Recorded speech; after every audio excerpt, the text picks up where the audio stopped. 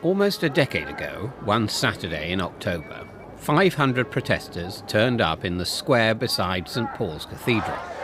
This was the London version of the Occupy movement, and they were there to set up camp. It was quite a scene. The anti-capitalists with their chants and banners, the famous old cathedral, and all in the middle of the City of London, the square mile led by a Lord Mayor and his livery companies, and full of banks. So the stage was set, the protesters, the church and the city in this rather symbolic tableau. And what happened next?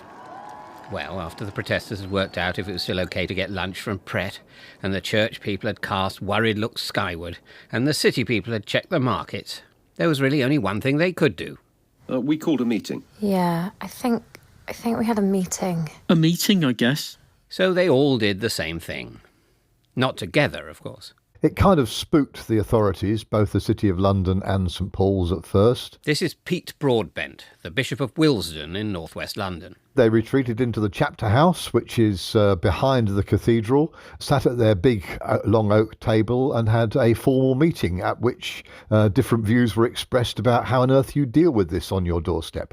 So they essentially met under the setting of a costume drama, really, where people in the 17th century would meet for a meeting. Indeed, you're surrounded by pictures and portraits of the deans all around the walls. It's got a very formal atmosphere. It's what you might think of as a classic church-type meeting.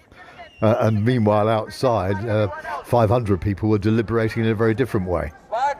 So on the first day, there wasn't even a microphone. It was just people on the steps. Kat Brogan, a poet and teacher and one of the activists who was there from the start of the protest. And someone was speaking, and then I would literally just repeat what they had said to further down the crowd, like without a microphone, just with my loud voice. I think what was really new about it was the hand signals. There was an agreed communication method, almost like if you were diving. They had signals for agreeing, for disagreeing, for raising a point of order and for voting. And there was the one that Kat describes as the rolling sea kind of signal, tumbling your hands over in the air, which meant hurry up and get to the point. The Occupy movement's meetings were designed to be different. Whether they were any better at getting things done, we'll leave that to others. But the church, the city, the protesters, they all met a lot. I honestly really don't like meetings, and I try to avoid them like the plague if I possibly can. A bishop. Is that a meetings-heavy job? Oh, I mean, we spend half our life in meetings. He spends half his life in meetings. And as we all know from bed adverts, we spend nearly half our lives asleep. So if you add a bit of time for eating, that's basically a meeting, eating and sleeping lifestyle. What time is left for doing the things we plan to do in the meetings? People talk so much about spending all day at work in meetings. It's meeting after meeting after meeting. The meeting ran on. Oh, I've got another meeting. Thursday is all meetings. What are these meetings for? We meet to discuss doing things, but no one ever refers to the time spent then doing the things the meetings have decided.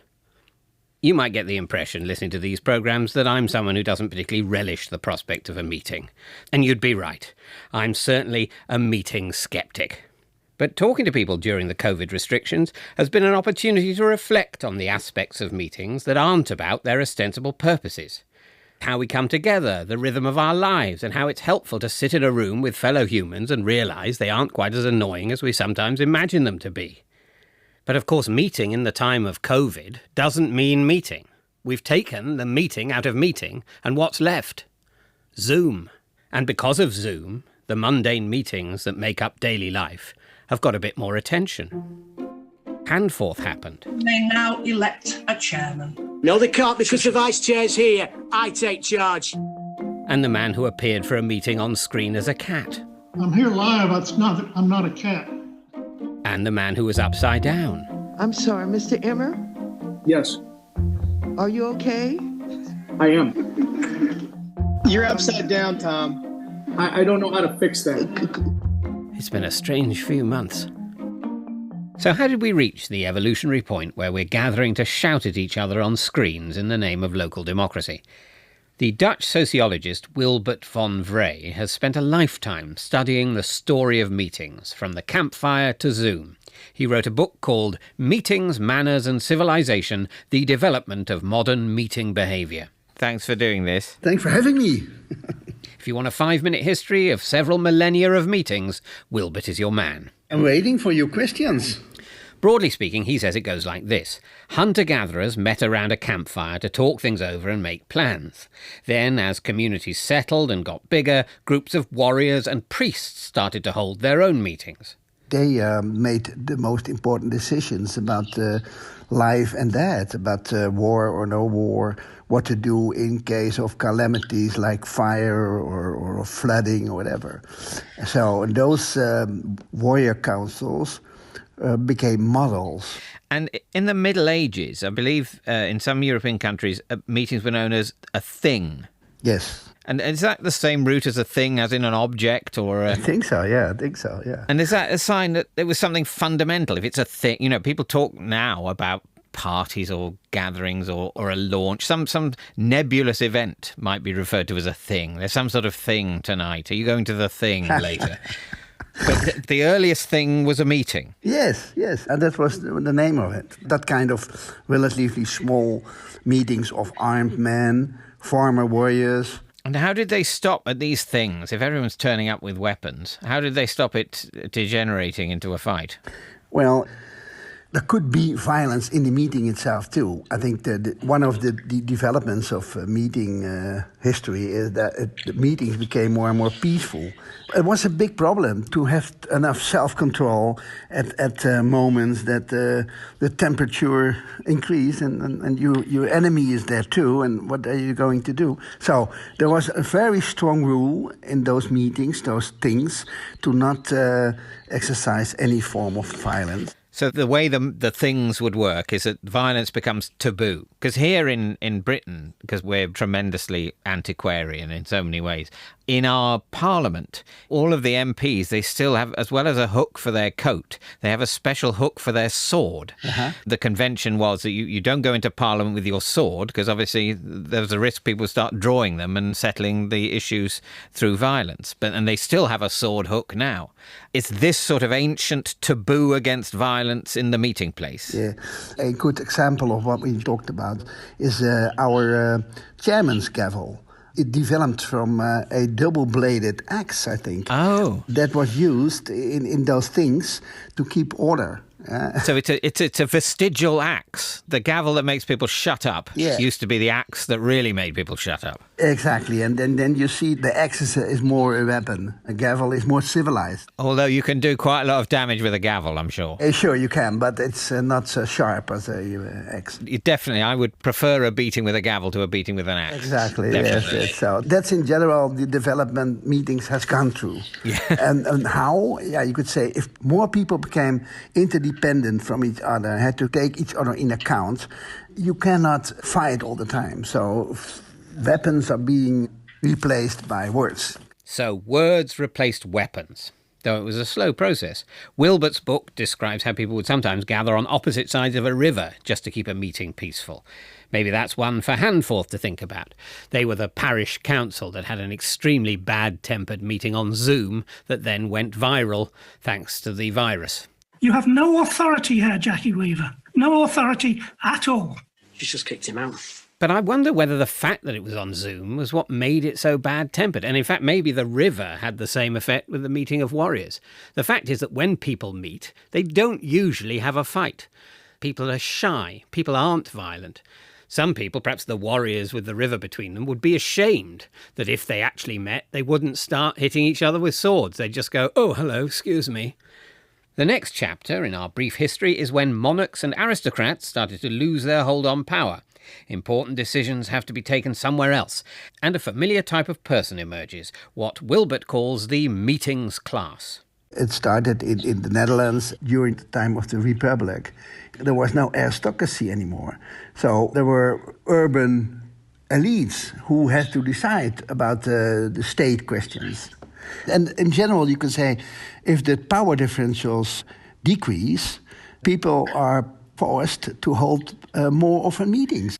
So this meetings class runs things, either in parliaments or in other organisations that adopt parliamentary rules for their meetings. And then we fast forward a couple of centuries, and the story of the meeting moves on to the office meeting. Lots of people who never participated in meetings because the meetings was something the elite did. The working men didn't go to meetings. But then they had to hold and participate in meetings since, I think, Second World War about. Oh, right. So it's comparatively recent because there's been a proliferation of, I suppose, more and more people who work in offices, more white-collar working, less industrial manufacture, certainly in the West. So more and more people were having meetings and they hadn't previously. Yes, yes. And what was the early advice to people in the 1950s in an office space having regular meetings for the first time in their lives? Most of those meeting books focus on getting consensus. So listen to each other, deep discussions. And so it's very idealistic, I think. Whole libraries of books are written on how to run meetings and how to behave in them. People near the top of large organisations seem to spend their time on little else. She's in a meeting. Or he's in a meeting. The CEO of a FTSE 100 company could theoretically be a man. Wilbert's work on meetings is inspired by sociologist Norbert Elias, who wrote a book about what he called the civilizing process. Table manners, sexual behaviour, bodily functions. All of these are governed by rules which evolved over time. And the same is true of meeting behaviour. But while pretty much all of us use knives and forks and prefer to confine certain things to the bathroom or bedroom, we don't all seem to have bought into meetings with quite the same enthusiasm. The success rate of meetings is lower than other forms of civilized interaction. Take lunches, for example. They almost always work. Can you remember going to a lunch with people where people have failed to have lunch? You will go to the lunch. By the end of the lunch, you will have lunched. Basically, lunch works. Meetings don't work at anywhere near an equivalent rate. It's a failure of the civilizing process. The meetingization of society, as Wilbert calls it, hasn't gone as well as the rest of civilization. We have to learn to hold better meetings, I think. Some of us are resisting it. Are we right to, or is it just like refusing to use a lavatory because it's boring? 1, 2, 3. 1, 2. Yeah, that sounds good. Hi, I'm Russell Kane and I'm a stand-up comedian. You're particularly interested, I believe, in the concept of introverts and extroverts. Would you say humanity is divided into introverts or extroverts, or is it more of a spectrum, or is it a spectrum where people tend to cluster at either end? Definitely there's a continuum or spectrum there, and there are certainly ambiverts out there. A lot of stand-ups are ambiverts, people who sort of get all the recharging they need from the audience and then like nothing better than to sit for 3 days like Leonardo DiCaprio's Aviator in a hotel room just getting food delivered. I don't even want to see the person delivering the food to the door, but the next night I want to be everyone's friend. So I'm a classic ambivert. I haven't heard this term, ambivert. So the quick, I suppose, clinical definition of introversion is you can recharge your battery and get everything you need from self, from books, films, hanging out with yourself. You don't suddenly go, just need to see people, I'm feeling down, to recharge. Extrovert, constantly, I've got to go out, I need to go to the coffee shop just to speak to someone. Yes. So they need other human beings to recharge. If another human being doesn't react to me, it's like I don't exist. Indeed. But for what we're talking about, crucially, we're bringing into our workplace experts, leaders, creative people who have dispositions which one can't modify. Yes. So what that means, just an example, I worked in advertising before I did stand-up, for example. So it was all about the killer idea to sell, I don't know, the next Vodafone payment plan or to launch Green and Black chocolate, which was one of the last brands I worked on. Mm-hmm. And I firmly believe that in a room of 10 people, all of whom are creative individuals, the loudmouths do not have better ideas than the shy introverted people. They are just often more forthright in getting them across, or even worse, better and more eloquent at expressing the ideas. I think that's even more dangerous. Right. So someone who can't express an idea eloquently, or may be introverted or shy, that does not comment on the quality of their idea. Ergo, in a society where we have a bias towards extroversion, we're getting lower quality ideas and leaders rising to the top sometimes. You see, that's fascinating. So you think talking loudly, talking over people is actually more honest than having this sort of devious articulacy that allows a bad idea to seem like a better idea because of the way it's presented. But they come hand in hand frequently. There's definitely, I would suspect, I have no scientific basis for this observation, there is probably a correlation between people who are quite good at gift of the gab mixed with gabbing loudly. And the meeting, would you say, is a place where that flaw in our whole society is laid bare, where the brilliant ideas of the introvert are prey to the shouting down of the extrovert or the shouting down of the... Because I think you're absolutely right. There must be a correlation between being an extrovert and being articulate, because everything because takes you've had more practice. more. Exactly. Yes, exactly. Yeah. We fused. Our brains are fused, master. Yes, exactly. We said it so loudly, it must be true.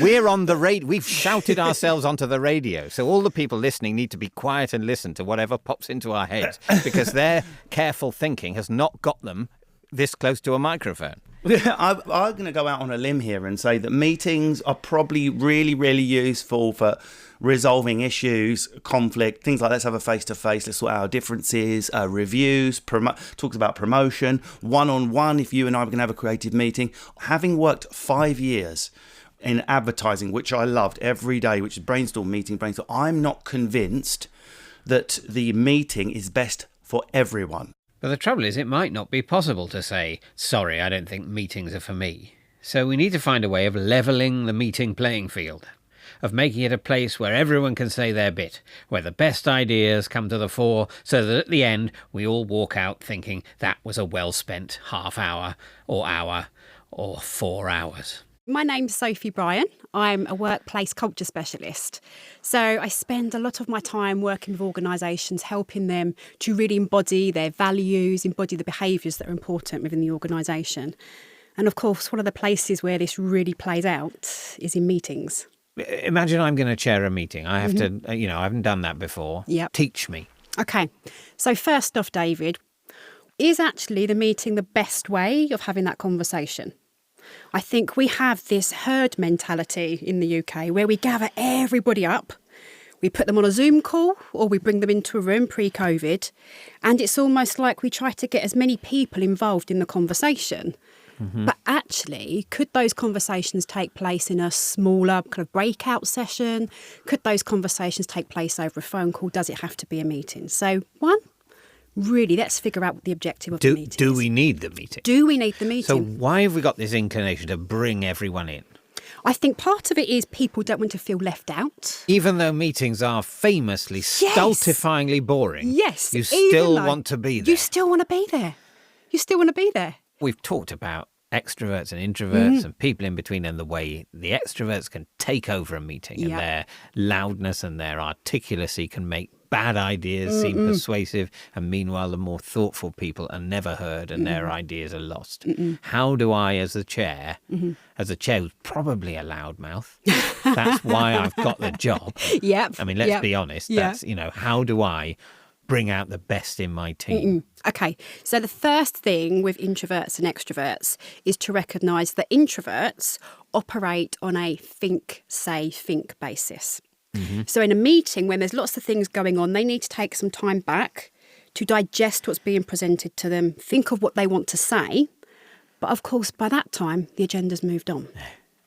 And of course, people like myself who are extroverts, we already start saying before we've even thought of what we need to say. We're just running this dialogue through our head and it's coming out live. But it makes sense. How else are you going to hold people's attention? Exactly. I work on a think, say, think. Yep. First, because even though I'm an extrovert, it's just while I'm thinking, I'm also making a noise. I don't actually say anything until I've had a paragraph of, well, it's interesting you should say that. And obviously, this is important to discuss. And let's just get to the root of the problem. And this is all thinking. But while I'm thinking, I'm making a noise so that no one else can speak.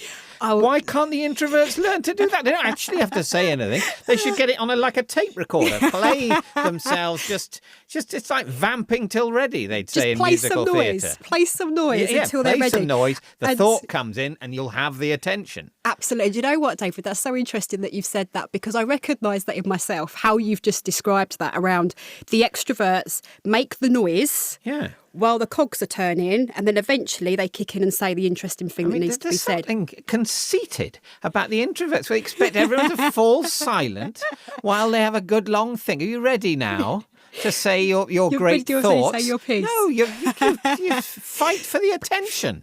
So I guess this almost, to a certain extent, proves a point here. Both of us being extroverts, having this conversation. Yeah, we haven't. There are actually 7 introverts in the room with us, but they've got nothing still to say. Thinking. They'll come up with something to say in 5 minutes' time. But with that, I think if you are chairing the meeting in particular, that's when you need to observe the room. Who is in the say, think, say, and who is in the think, say, think? When I was a copywriter, because I went straight out of uni, it was a little bit chip on the shoulder. Everyone in my family sort of works as cleaners or roofers, so I was so privileged to be there. So I'm dropped into an advertising agency full of people largely from posher or better educated backgrounds than me. Creativity does seem to be a little bit more democratic, but largely that was the case. So I started my career definitely just waiting for the brainstorm because I knew I could make people laugh, get people's attention and Trojan horse in my idea the whole time. Didn't realise my idea might not be as good as Ed or Dave's or Sarah's or Becky's. I just assumed, well, I must be the best. But as I got more senior and as I became a head copywriter, I started to realise we're going to do better as a department. We're all going to earn more money. We're going to win more pitches if I open my ears as well as my mouth. And it's been exactly the same in stand-up. There's hundreds of these shows you can sit on with, it used to be just male comedians with their, Bible of jokes they want to thrust out into your face before. Whereas I like to... I don't know what you mean. Yeah, but I like to have a conversation and naturally I might come with a few things in my head, but I like to be funny as myself and then do a few jokes. Well, that only works on certain shows. And these shows are basically meetings where everyone's trying to be funny. Yeah, I would say absolutely. In that, if we take the panel show to be the meeting, then it's probably the meeting I've been in most often in the last few years. And it's absolutely there are the ones where no one's listening, and everyone's they've gone in with the 10 things they want to say, and there are the ones where it's actually a conversation. And I am firmly of the belief, and it sounds like you are as well, that the conversation is the route to the funniest show, because things happen that you need 3 people to have improvised lines absolutely sequentially, and that doesn't happen if those 3 people are thinking exclusively about what they'd come into the room hoping to express. Back to my future as a meeting chairman. Are some people better than others at chairing meetings? Yes, absolutely. Well, who do you look for? So let's think about 2 different personalities then, David. You walk into the room. Perhaps you've been thrown in the deep end and I've said to you, David, I'm really sorry, I can't do this meeting today. Can you take it for me? You walk into the room and there's all these people bustling around you, having micro conversations, and you've now somehow got to, excuse me, everyone, can we, sorry, can I just, you're trying to get your voice heard above everyone else. And in that moment when you do that already, because you haven't commanded the room, people haven't noticed you walking and go, oh, David's here, time to sit down, time to settle. You've almost lost them a little bit already. People sit back, they rock on their chair. Sometimes the hand goes in the pockets and you can hear jingling of coins. Right. Then you've got person number 2 who will come into the room and will say, right, everyone, take your seats, time to get started, or we're running a bit late, where's John? Really making sure that we're noticing who's in the room, it's time for action. Keeping track of that agenda, making sure you're scanning the room, looking for personalities, how is this playing out, asking lots of questions to the group and being very inquisitive. Yeah. What's interesting about that is the way you describe the failings of the first type of person. Those are like the key failings in someone who's performing badly on stage. Performing on stage and dealing with an audience is all about getting their attention, but more important, getting their confidence.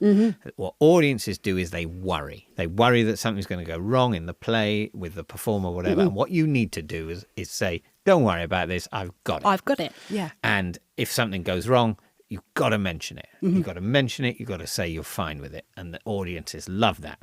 But there's a difference. An audience watching a performance has paid. The people in this meeting who are ignoring the person that's jingling their change are being paid. Yeah.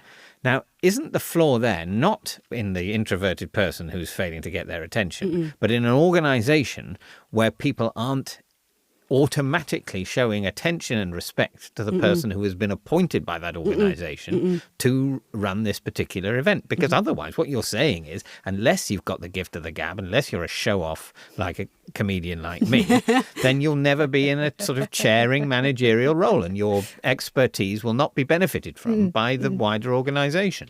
I guess that's an interesting take on it. It certainly wasn't my intention to put it across like that. However, I think there is a piece here around playing to your strengths.